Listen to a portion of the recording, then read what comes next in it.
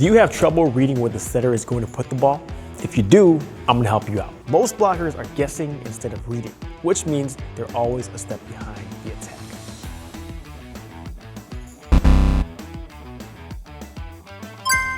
Real quick, I'm just gonna list out who this video is for, so you know if you should stick around or not. One, if you are a player who cannot read setters at all, maybe you're just kind of hoping and guessing every time, this video is definitely for you.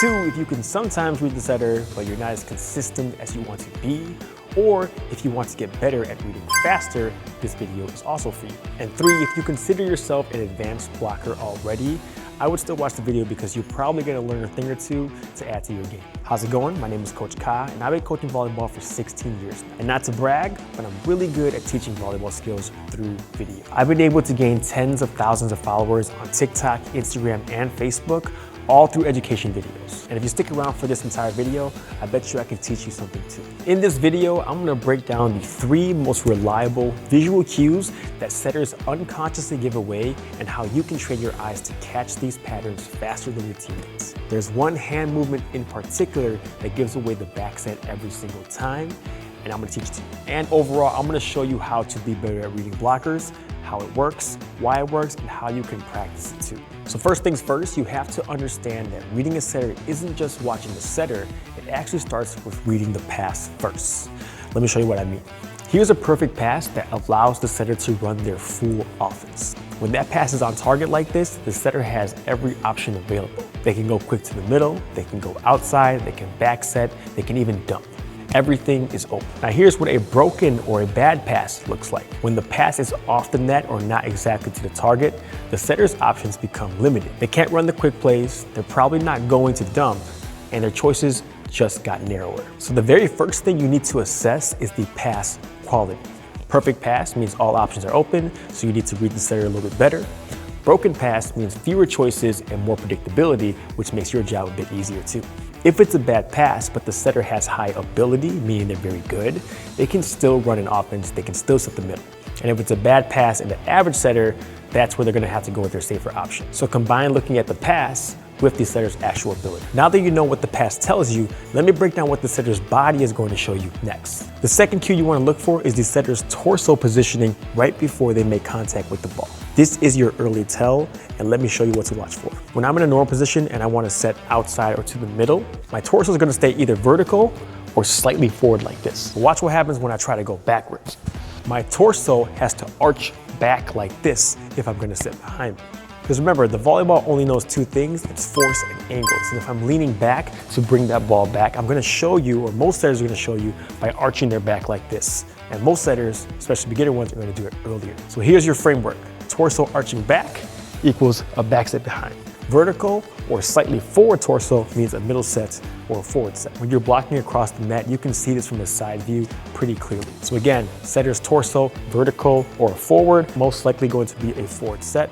Setter's torso arched back like this, most likely going to be a back set. The torso gives you the early read, but here's the cue that gives you the most precise information.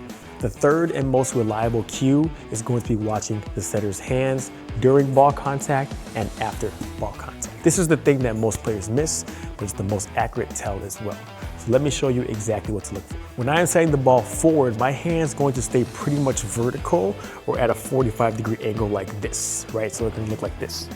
The hand is going to push through the ball and go in the direction I want it to go. So whether it's middle, whether it's outside like that. But watch what happens when I set backwards. My hands have to flex from a vertical position to more of a horizontal position like this before I can bring the ball behind me, kind of like this.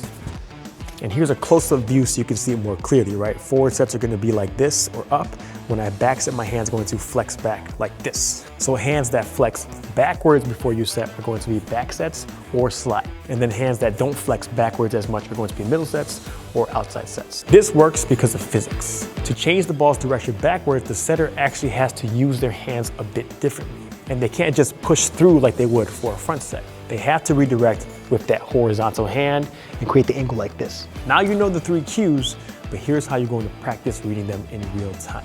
Best case scenario is that you have a video of setters from your own league or your own level. So if you have access to that game film, you're going to watch it in slow motion first, practice identifying the pass quality, the torso position, and the hand angle before the ball leaves the setter's hands. Do this for tons and tons of reps until you can see the actual patterns. Second best case scenario is if you don't have game film, you do have access to watching the live practice or watching a live volleyball game. Sit where you can actually see the setter clearly and practice reading the 3 cues in sequence. Call out what you think the set is going to be before it happens in your head, and then see if you're right or if you're wrong. And the third best case scenario is that you're going to watch volleyball online. So you can use YouTube or Instagram or anything else, and basically match the footage and try to pause it right before contact. Practice identifying the 3 cues, watch the pass, watch the setter's body, and then watch the setter's hands, and then play it to see if you were correct. Most importantly, once you do have access to live play, you have to actually practice it reading it in game speed. This allows you to master it and generalize it to your own matches. Here's a drill that's going to help you work on this. It's called the read and react drill. You're going to stand in a blocking position like this and have someone feed balls to the setter that's in front of you. The tosser is going to vary the passes, and the setter is going to vary the sets. Front, back, middle, and your job is just to call out where the set is going before the ball leaves the setter's hands. Focus on the 3 cues and just work on looking with your eyes and not moving with your block just yet. A common mistake for people when they're first doing this drill is they're only going to watch the ball instead of watching the setter's body and hands. You want to avoid doing that because 1, you'll always be reacting instead of reading, and 2, you'll never develop the pattern recognition. Instead, you want to focus on the pass first, the torso of the setter, and then lastly the setter's hands. Once you practice looking with your eyes enough times, the next thing you're going to do is actually make the read and move your body to actually make the block. Another thing you can do to work on reading setters is to study film on the setters you play against regularly. Every setter has personal tendencies. Some always go back on bad passes, some always go to a specific hitter. Some have a favorite dump spot, some lean more obviously than others. The more you study their patterns, the better you'll be able to read them in games. And just like any skill, this is going to take practice. But once you develop the ability to read these 3 cues, you're going to be way ahead of most blockers who are just guessing. To summarize, reading any setter comes down to 3 visual cues. First, assess the pass quality to understand the available options and combine that with the setter's abilities. Second, watch the setter's torso position for the early tell. Back lean means a back set, vertical or forward lean means a middle or a front set. And third, watch their hands during contact. Vertical hands or 45-degree angle hands are going forward or up, horizontal hands are going back. I hope that helps. Now you should be able to read setters using the pass quality, torso position, and the hand angles instead of just guessing and hoping. But knowing what to look for is only half the battle.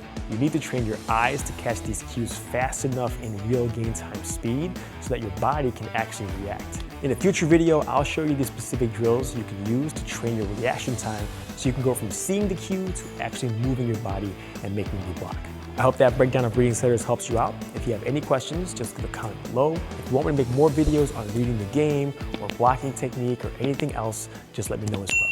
I'll see you guys next time.